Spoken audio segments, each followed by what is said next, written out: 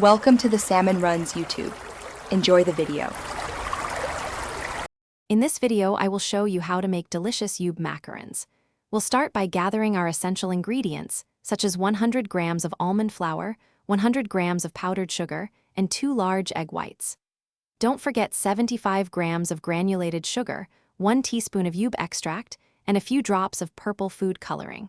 Make sure everything is at room temperature for the best outcome. This preparation is key for perfect macaron shells. Now, let's tackle the macaronage, a vital step for beautiful shells. First, sift your almond flour and powdered sugar to eliminate lumps. Then, whip your egg whites to stiff peaks, slowly incorporating the granulated sugar. The magic happens when you gently fold the dry ingredients into the meringue. Aim for a flowing, lava-like consistency. This ensures your macarons develop those signature smooth tops and feet when baked.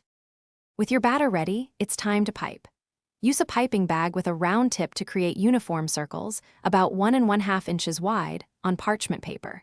After piping, firmly tap your baking sheets on the counter a few times. This helps release any air bubbles, preventing hollow shells.